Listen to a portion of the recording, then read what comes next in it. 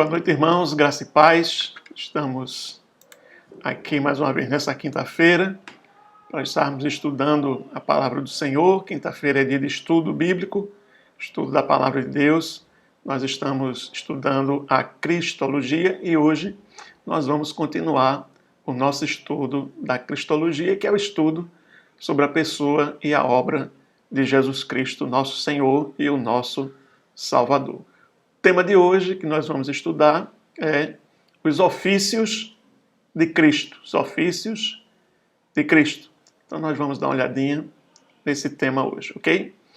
Olha, a obra de Cristo pode ser entendida com mais profundidade a partir do entendimento dos seus ofícios: profeta, sacerdote e rei.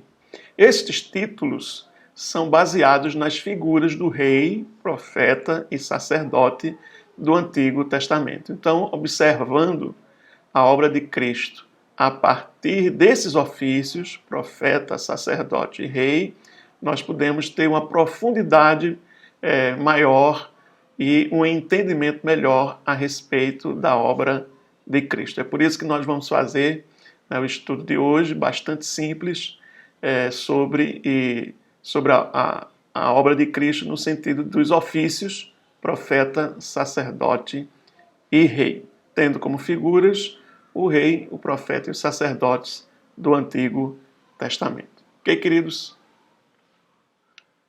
Então vamos ver primeiro Cristo como profeta. A gente quer falar, antes de a gente falar sobre isso, a gente quer dizer aos irmãos que nós estamos só trazendo aqui um pequeno estudo, né?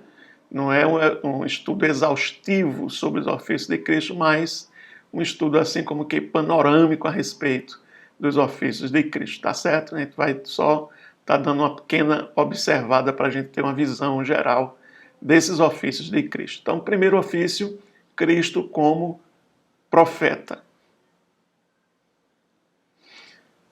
Para falar sobre esse tópico, a gente tem que pegar como parâmetros o profeta no Antigo Testamento. O que era o profeta no Antigo Testamento? Então, o profeta no Antigo Testamento era o homem que recebia a palavra de Deus por meio de visões, sonhos e até mesmo pelas palavras do próprio Senhor e levava essas palavras com fidelidade ao povo.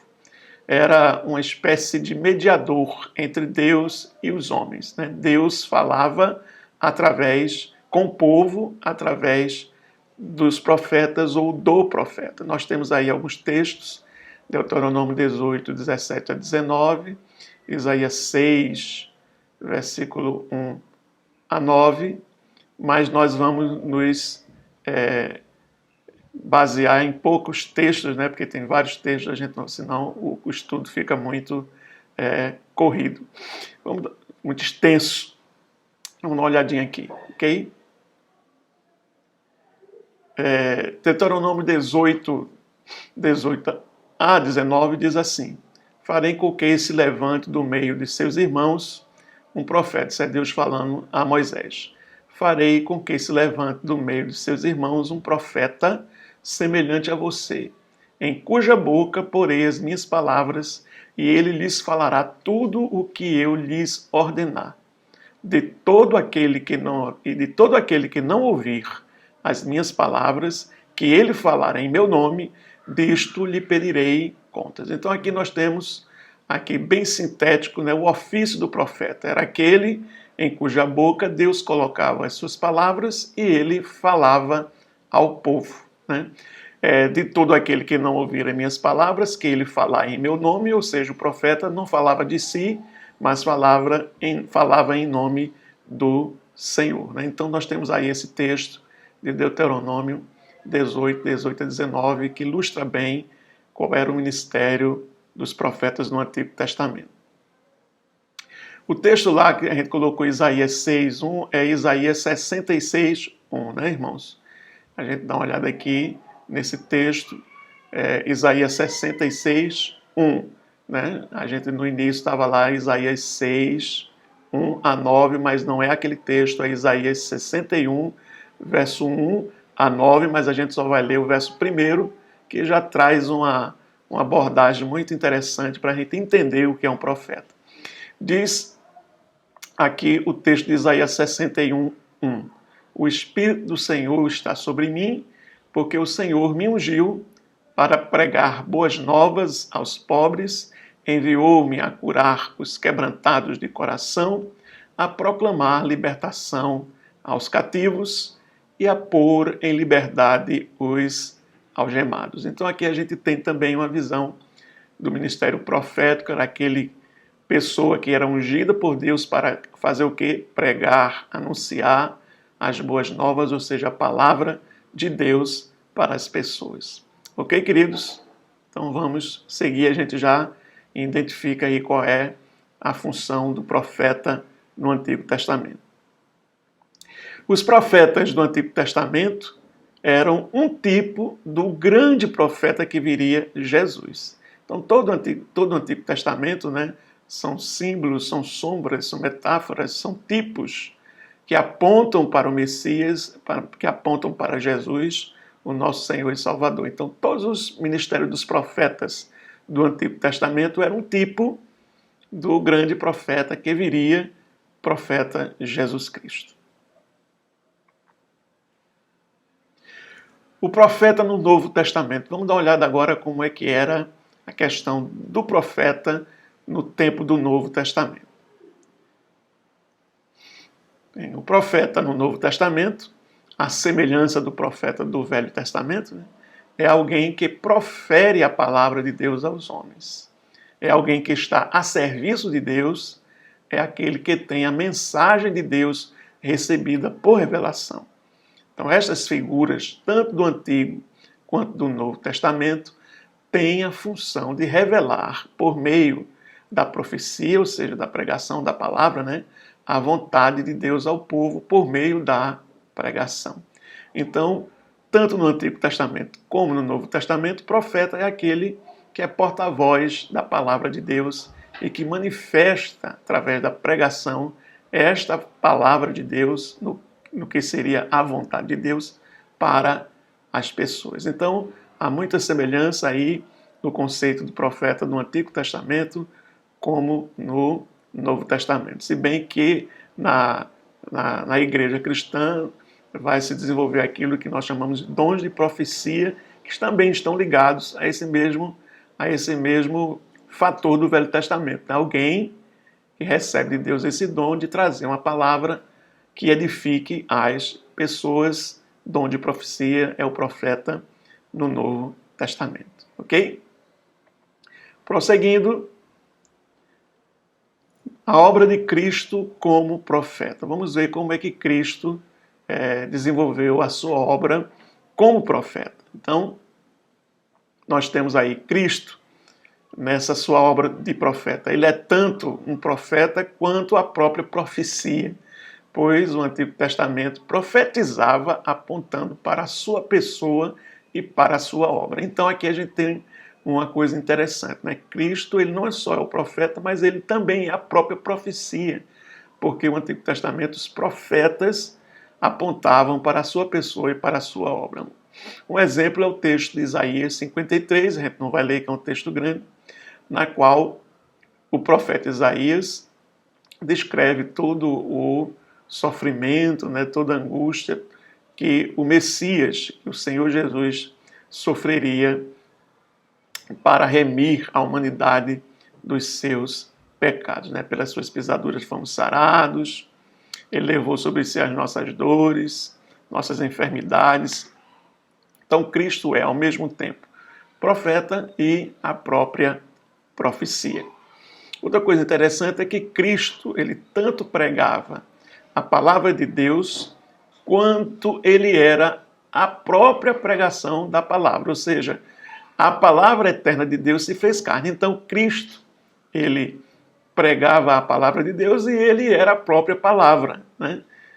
Então, muito interessante essa expressão. E a gente pode ver isso aí em João 1 e o verso 14, né? Cristo, ele tanto pregava a palavra de Deus no seu ministério profético, quanto ele era a própria palavra, a própria pregação, ou ele era o objeto dessa pregação. Vamos dar uma olhadinha aqui nesse texto, João 1, 1 e o verso 14. Diz assim o verso 1, no princípio era o Verbo estava com Deus e o Verbo era Deus. No verso 14, o Verbo se fez carne e habitou entre nós, cheio de graça e de verdade, e vimos a sua glória, glória como do unigênito do Pai. Cristo sabia que era profeta de Deus. Ele tinha consciência de que ele era profeta. Nós vemos isso em Lucas 13, 33 a 34. O texto diz assim: porém, preciso caminhar hoje, amanhã e depois, porque não se espera que um profeta morra fora de Jerusalém. Jerusalém, Jerusalém, você mata os profetas e apedreja os que lhes são enviados. Quantas vezes eu quis reunir os seus filhos, como a galinha ajunta os do seu próprio ninho debaixo das asas, mas vocês não quiseram. Então ele está se referindo a ele mesmo, né? Então eu preciso caminhar hoje, amanhã e depois, porque quem está em Jerusalém, porque não se espera que um profeta morra fora de Jerusalém, como na realidade Jesus, quando se encaminhou para Jerusalém, ele foi, né, preso, julgado, condenado, crucificado, sepultado, mas ao terceiro dia ele ressuscitou. Então ele tinha essa consciência própria de que ele era profeta. Cristo sabia que falava a mensagem de Deus. Ele tinha consciência de que aquilo que ele falava era a mensagem de Deus, o que qualificaria o profeta, né, no Antigo Testamento. Porque o profeta no Antigo Testamento é aquele que fala ao povo a mensagem de Deus. Nós temos aí no texto de João, capítulo 8, versículo 26 a 28, o texto se expressa da seguinte forma: muitas coisas tenho para falar e julgar a respeito de vocês. Porém, aquele que me enviou, está falando Jesus, é verdadeiro, de modo que as coisas que dele ouvi, essas digo ao mundo. Eles não entenderam que Jesus lhe falava do Pai. Então Jesus disse: quando vocês levantarem o Filho do Homem, então saberão que eu sou, e que nada faço por mim mesmo, mas falo como o Pai me ensinou. Então aqui Jesus está demonstrando que ele tem consciência de que aquilo que ele está falando é verdadeiramente a mensagem do Pai, é a mensagem de Deus para as pessoas. Cristo, aliás, o Espírito ungiu a Cristo para ser profeta. Nós temos aí o texto de Lucas, capítulo 4, verso 17 a 19, Jesus na sinagoga de Nazaré, na sua cidade em que ele cresceu, né? Então ele pega o livro e vai ler, temos aí esse texto. Então lhe deram o livro do profeta Isaías e, abrindo o livro, achou o lugar onde estava escrito: o Espírito do Senhor está sobre mim, porque ele me ungiu para evangelizar os pobres, enviou-me a proclamar libertação aos cativos e restauração de vista aos cegos, para pôr em liberdade os oprimidos e proclamar o ano aceitável do Senhor. Então, Cristo foi ungido pelo Espírito para ser profeta. O Espírito do Senhor está sobre mim, porque ele me ungiu para evangelizar os pobres, pregar, anunciar as boas novas de Deus para as pessoas. Cristo também, como profeta, predizia o futuro. Nós temos aí o texto de Mateus 12:40, são várias profecias de Jesus, a gente não vai dar para ler todas, né? Só algumas para a gente só marcar que Cristo, como profeta, também predizia o futuro, fazia suas previsões, todas elas se cumpriram, porque era a palavra de Deus. Mateus 12:40 diz: porque assim como Jonas esteve 3 dias e 3 noites no ventre do grande peixe, assim o Filho do Homem estará 3 dias e 3 noites no coração da terra. Ele está se referindo ao período que ele estaria na sepultura, mas que ao terceiro dia ele ressuscitaria, como ocorreu. Mateus 16:21, desde esse tempo Jesus começou a mostrar aos seus discípulos que era necessário que ele fosse para Jerusalém, sofresse muitas coisas nas mãos dos anciãos, dos principais sacerdotes e dos escribas, fosse morto e no terceiro dia ressuscitasse. Então Jesus já estava prevendo a sua morte, já dizendo aos discípulos o que ia acontecer quando ele estivesse em Jerusalém. Ele sofreria na mão dos anciãos, dos principais sacerdotes, dos escribas, ele seria morto, mas no terceiro dia ele ia ressuscitar, o que de fato ocorreu como Cristo assim havia previsto ou profetizado. Jesus também foi reconhecido pelas pessoas como profeta. Temos alguns textos em que as pessoas identificam Jesus como profeta. Tem alguns textos, vamos dar uma olhadinha aqui. Lucas 7,16. E de todos se apoderou o temor e glorificavam a Deus, dizendo: um grande profeta se levantou entre nós e Deus visitou o seu povo. Então, as pessoas já reconheciam a pessoa de Jesus como um grande profeta. Mateus 21, verso 10 e 11 diz: E entrando ele, Jesus, em Jerusalém, aqui estamos no episódio da entrada triunfal de Jesus em Jerusalém, e entrando ele em Jerusalém, toda a cidade se alvoroçou, dizendo: quem é este?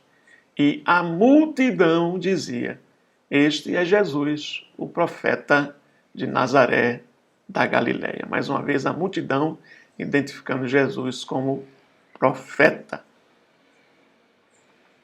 E Mateus 16, 13 a 14, né, que é aquele texto que faz parte da confissão de Pedro, né? Pedro diz que Jesus é o Cristo, o Filho de Deus vivo. Então Jesus faz essa pergunta nesse texto e recebe a resposta dos discípulos, né? Versículo 13 a 14, Mateus 16. E chegando Jesus às partes de Cesareia de Filipe, interrogou seus discípulos, dizendo: quem dizem os homens ser o Filho do Homem? E eles disseram: uns, João Batista, outro, Elias, e outro, Jeremias, ou um dos profetas. Observe que tudo aquilo que as pessoas falaram, que as pessoas disseram a respeito de Jesus, todos eles eram profetas, né? João Batista, Elias, Jeremias, e aí no final os discípulos ainda dizem: ou um dos profetas, né? Dos outros profetas não tão importantes, não tão famosos quanto João Batista, Elias e Jeremias. Então Jesus, ele foi reconhecido pelas pessoas como profeta. Avançando, Cristo como sacerdote. Vamos dar uma olhadinha aqui. Vamos dar uma olhada aí como era o sacerdote no Antigo Testamento, qual era a função do sacerdote no Antigo Testamento. O sacerdote no Antigo Testamento era o homem que falava do povo a Deus e o apresentava a Deus por meio dos sacrifícios e ofertas no templo. Era um homem que deveria ser ungido, consagrado e santificado para apresentar o povo a Deus. Ele servia como um intermediário entre o povo e Deus. Ele era quem falava em nome do povo a Deus, é quem apresentava, né, o povo a Deus através dos sacrifícios, das ofertas no templo. Então, como sacerdote, para servir a Deus, ele deveria ser ungido, consagrado e santificado para poder apresentar o povo a Deus. Nós temos essa expressão, ou essa referência lá em Êxodo 28, e o versículo 41 diz assim, a palavra de Deus, Êxodo 28, 41, com essas roupas vista o seu irmão Arão, bem como os filhos dele. De Arão é que vinham os sacerdotes, né? Os sacerdotes teriam que ser todos descendentes de Arão e, consequentemente, dos filhos de Arão. Com essas roupas vista o seu irmão Arão, bem como os filhos dele. Unja, consagre e santifique-os, para que me sirvam como os sacerdotes. Então, os sacerdotes eles eram ungidos, consagrados e eram santificados para servir como sacerdotes, servir como intermediário entre o povo e Deus. E queridos, vamos avançar. A obra de Cristo como sacerdote. Como é que foi essa obra de Cristo como sacerdote? Vamos dar uma olhada aqui. Enquanto os sacerdotes do Antigo Testamento ofereciam sacrifícios imperfeitos e irregulares, ou seja, toda hora, todo dia, todo momento, que não resolviam o problema do pecado, Cristo, como sacerdote, ele apresentou-se a si mesmo como sacrifício perfeito de uma vez por todas em favor do homem. Então, qual foi a obra de Cristo como sacerdote? Ele apresentou-se a si mesmo, a Deus, como sacrifício perfeito e de uma vez por todas em favor do homem. Nós podemos ver isso aí em Hebreus, capítulo 7, versículo 26 até o verso 27, diz assim a palavra de Deus: porque nos convinha um sumo sacerdote como este, santo, culpável, sem mácula, separado dos pecados e exaltado acima dos céus, que não tem necessidade, como os outros sacerdotes, de oferecer sacrifícios todos os dias, primeiro por seus próprios pecados, depois pelos do povo, porque fez isto uma vez por todas, quando a si mesmo ofereceu. Observe aí, né, esse ofício de Cristo como sacerdote. Né? Não é semelhante aos outros sacerdotes que tinham que fazer primeiro sacrifícios pelos seus pecados, para depois fazer sacrifícios pelos pecados do povo. Cristo, como um cordeiro imaculado, ele foi a oferta e ele foi o ofertante. Ele sacrificou-se a si mesmo de uma vez por todas, quando se ofereceu, né, o seu corpo como sacrifício pelo pecado. Então Jesus era tanto o ofertante, o sacerdote que ofertava, quanto a oferta. Por isso, ele alcançou a salvação para o homem. Então Jesus aqui nessa sua obra como sacerdote, ele é tanto o sacerdote como ele também é a oferta. Ele é o Cordeiro de Deus que tira o pecado do mundo, como disse o profeta João Batista, né? Eis o Cordeiro de Deus que tira o pecado do mundo. Então Jesus era o ofertante, o sacerdote, e ele era também a oferta, e fez isso uma única vez, de modo perfeito, quanto a si mesmo se ofereceu, e com isso, e por isso, alcançou a salvação para a humanidade. Ok, meus irmãos? Vamos avançar. O que a obra sacerdotal de Jesus proporcionou ao homem? Vamos ver, quais os benefícios, né? Então, o primeiro benefício é o benefício da expiação, o perdão dos pecados, né? Hebreus 2,17 diz: por isso mesmo era necessário que em todas as coisas ele, Jesus, se tornasse semelhante aos irmãos, para ser misericordioso e fiel sumo sacerdote nas coisas referentes a Deus e para fazer propiciação pelos pecados do povo. Então, primeira benefício, podemos dizer assim, da obra sacerdotal de Cristo é que ele fez a expiação dos nossos pecados, ou seja, ele trouxe o perdão para os nossos pecados. Segundo benefício, reconciliação, ou seja, ele nos reconcilia com Deus, faz as pazes entre o homem e Deus. Colossenses 1, 19 a 20 diz: porque Deus achou por bem que nele, ou seja, em Jesus, residisse toda a plenitude e que, havendo feito a paz pelo sangue da sua cruz, por meio dele, de Jesus, reconciliasse consigo mesmo todas as coisas, quer sobre a terra, quer nos céus. Então, o segundo benefício da obra sacerdotal de Cristo é a reconciliação. Ele fez as pazes, né?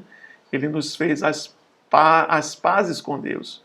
Nós estávamos em guerra contra Deus, mas agora foi feito a paz pelo seu sangue, através da cruz, por meio dele, ou seja, por meio de Jesus, o seu sangue derramado na cruz, ele fez com que Deus se reconciliasse com o homem e o homem se reconciliasse com Deus.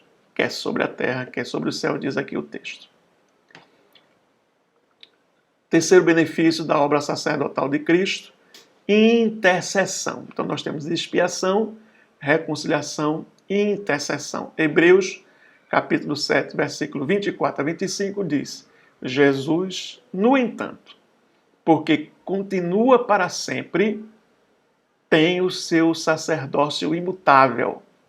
Por isso, também pode salvar totalmente os que por ele se aproximam de Deus, vivendo sempre para interceder por eles. Então, Jesus, que é eterno, que vive para sempre, tem o seu sacerdote imutável por causa disso.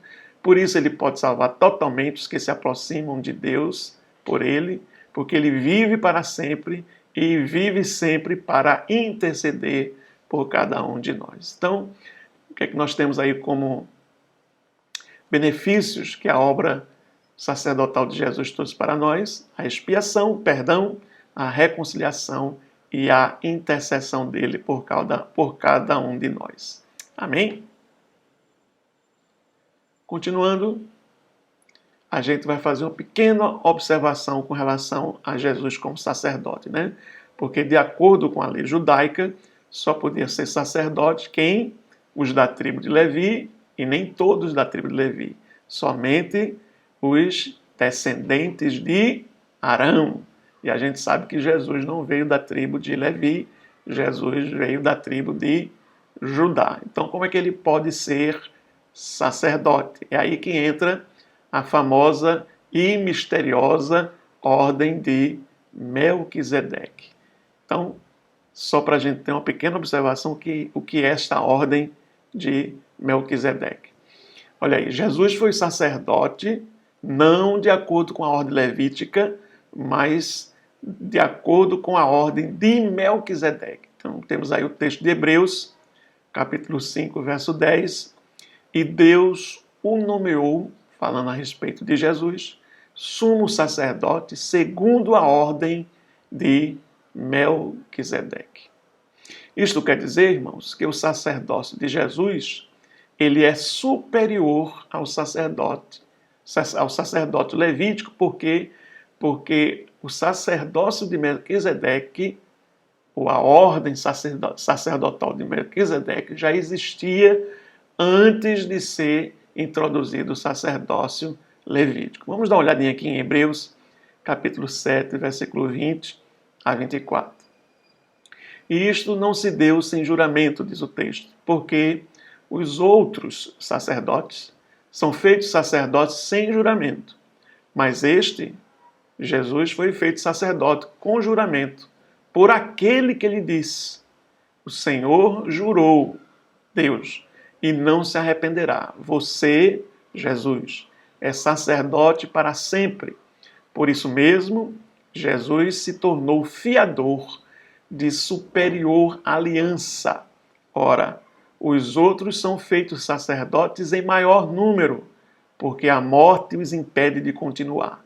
Jesus, no entanto, porque continua para sempre, tem o seu sacerdócio imutável. Então, o sacerdócio de Jesus é superior ao sacerdócio levítico, porque todos os sacerdotes levíticos, eles morrem e o seu ofício sacerdotal termina, por isso que tem que ter vários sacerdotes, né? São feitos sacerdotes em maior número, porque a morte os impede de continuar. Mas Jesus não, ele continua vivo para sempre, e aí tem o seu sacerdócio imutável e ininterrupto, fazendo então ele superior ao sacerdócio levítico, se equiparando àquilo que nós conhecemos na Escritura como a ordem de Melquisedeque, ok? Mas aí os irmãos devem estar perguntando, mas quem foi Melquisedeque? Né? Os irmãos estão lembrados, né? Melquisedeque, ele entra na história lá em Gênesis, né? Um personagem meio obscuro. Né?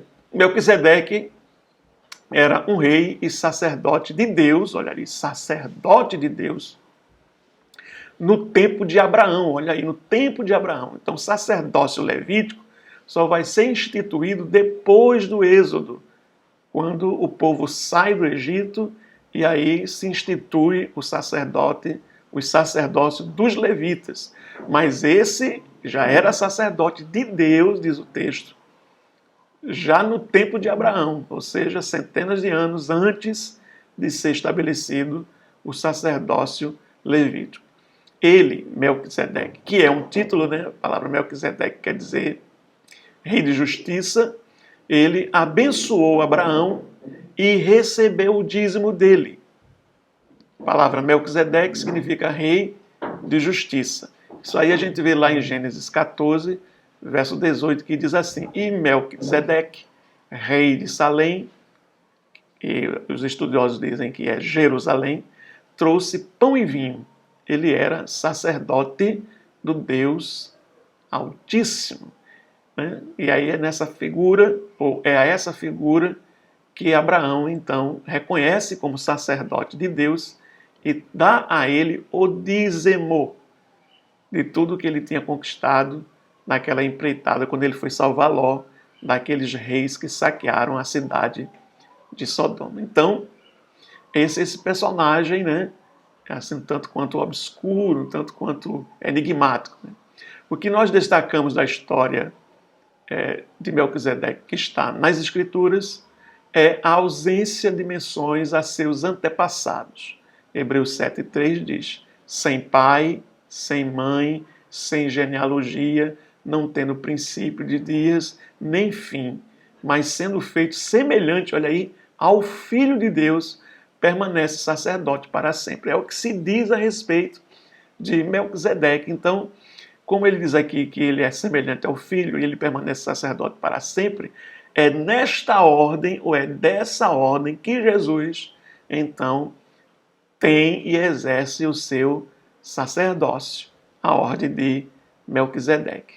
Melquisedeque fora um homem sem genealogia, sem filhos ou parentes conhecidos. Tem muitas teorias a respeito de quem foi Melquisedeque. Alguns dizem que Melquisedeque era um anjo, alguns dizem que Melquisedeque era uma encarnação do Cristo, né, pré-encarnado, era uma aparição de Cristo no Antigo Testamento, uma vez que diz que ele era semelhante ao Filho de Deus, que ele não tinha genealogia, nem pai, nem mãe, nem princípio de dias, nem fim de dias, e normalmente se coloca essa expressão sem princípio nem fim para quem? Para Jesus Cristo. Né? Ele é o alfa, o ômega, o princípio, o fim.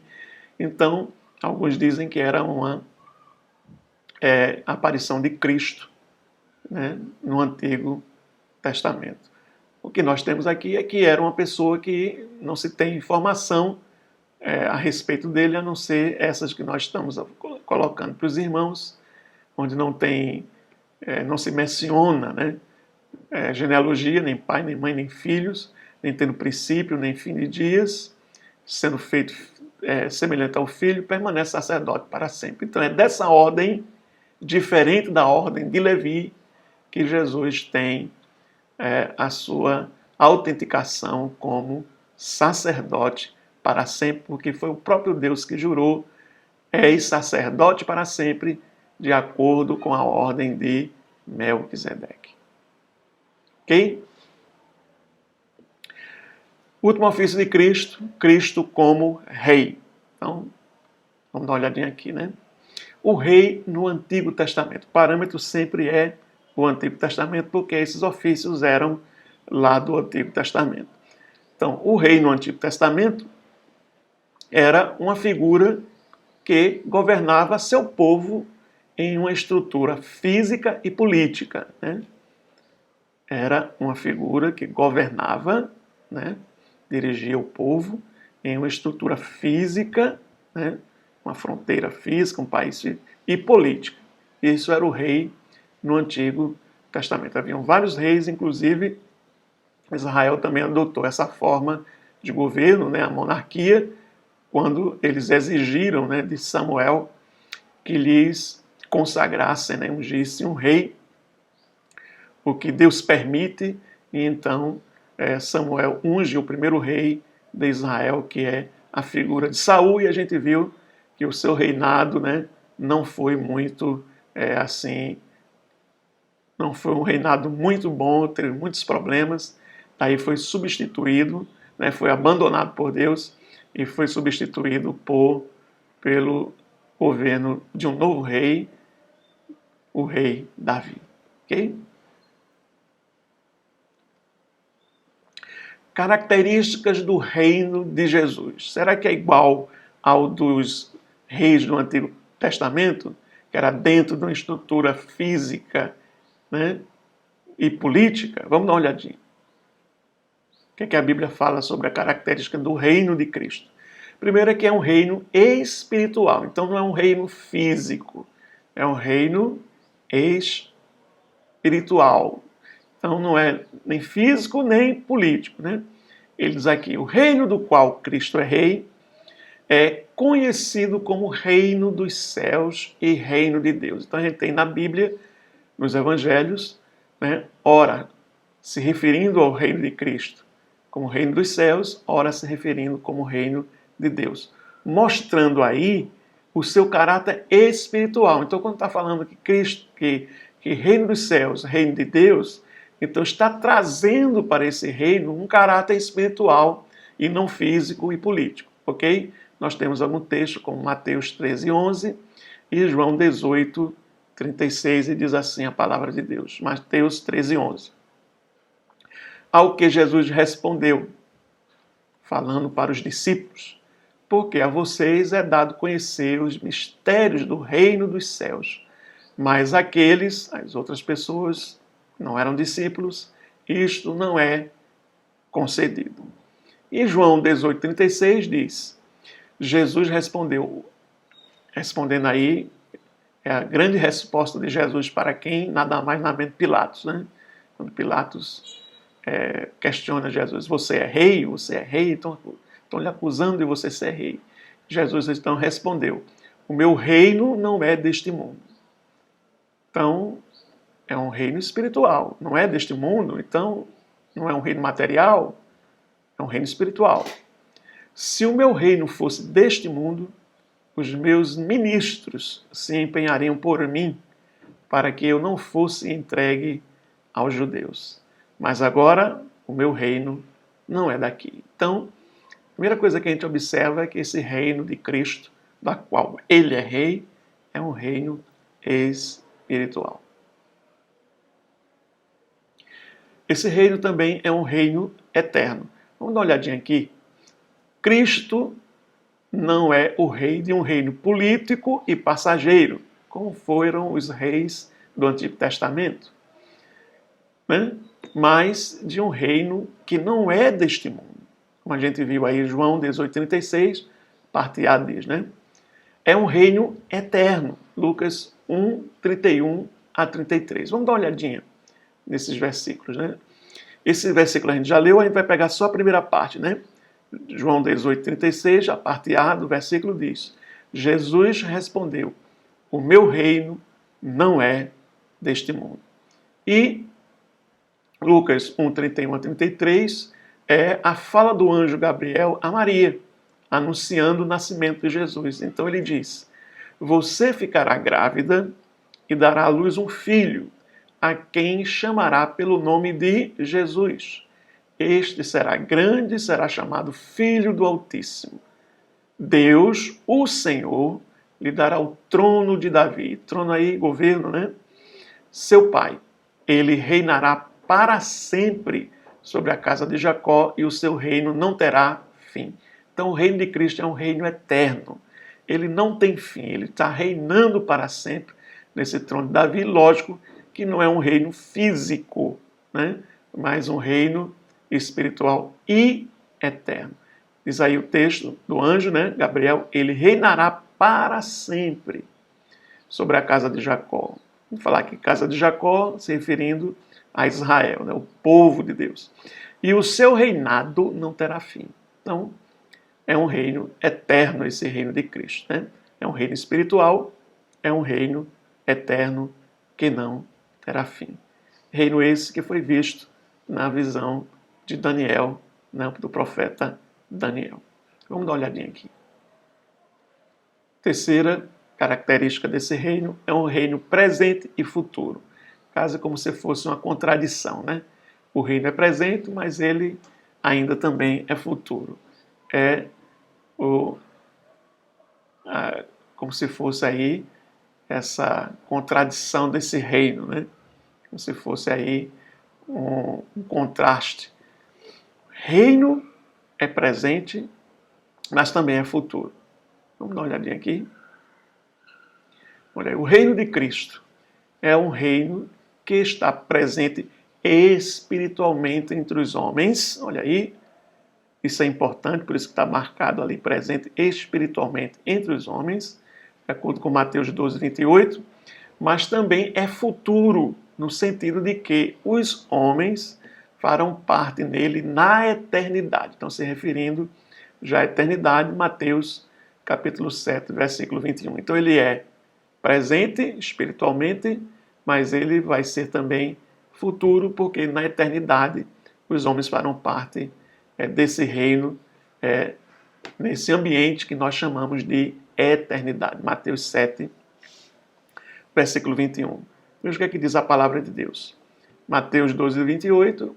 Se porém eu expulso os demônios pelo Espírito de Deus, certamente é chegado o reino de Deus sobre vocês. Isso aqui é Jesus respondendo aos fariseus, porque ele expulsou um demônio de um indivíduo e os fariseus disseram que ele expulsava do demônio em nome de Beelzebu, que era o príncipe dos demônios. Jesus responde, isso é uma coisa incoerente, né? Satanás não pode expulsar Satanás. Um reino dividido vai se dissolver. Mas ele disse, porém, eu expulso os demônios pelo Espírito de Deus, certamente é porque é chegado o reino de Deus entre vocês. Então, ao expulsar o demônio, a expulsar o demônio das pessoas, Jesus estava atestando que o reino de Deus já estava presente no meio das pessoas ali. E que essa ação era uma ação inerente do reino de Deus, a expulsão de demônios, a expulsão e libertação das pessoas. Certamente é chegado o reino de Deus sobre vocês, ou seja, o reino de Deus já chegou sobre vocês, já está aqui, já está presente, e esse é um dos sinais. Mateus 7, 21, Jesus falando, nem todo que me diz Senhor, Senhor, entrará. Observe que o verbo aí, está no futuro, entrará no reino dos céus, mas aquele que faz a vontade do meu Pai que está no reino dos céus. Então, em Mateus 12, 28, ele diz que o reino já é chegado sobre vocês, e em Mateus 7, 21, ele diz que nem todo que ele diz Senhor, Senhor, entrará, ou seja, está no futuro, no reino dos céus. Mas aquele que faz a vontade do meu Pai que está nos céus. Então, ele é um reino presente espiritualmente, mas futuro, porque ele vai se concretizar em sua plenitude na eternidade. Ok, queridos? Amém? Bem, chegamos então ao final do nosso estudo dessa noite sobre os ofícios de Cristo, Lembrando, os ofícios de Cristo são 3, profeta, sacerdote e rei. Deus te abençoe, espero que você tenha aproveitado, espero que tenha sido proveitoso para você, que tenha lhe edificado, que você possa ter aprendido um pouco mais a respeito da palavra de Deus. Deus te abençoe, Deus te guarde, em nome de Jesus. Vamos orar. Maravilhoso Deus, amado Pai, nós te agradecemos por esses momentos que passamos aqui, Senhor, estudando a Tua palavra, expondo a Tua palavra, que ela possa ter alcançado o objetivo para o qual Tu já a determinou no coração de cada um que ouviu esse estudo bíblico. Derrama da Tua graça sobre nós, nos abençoa, nos ilumina para que a gente possa entender cada vez mais a Tua palavra. Nós te pedimos, nós te agradecemos, em nome de Jesus. Amém. Amém, queridos? Até a próxima, se Deus quiser. Deus te abençoe. Fica na paz, em nome de Jesus.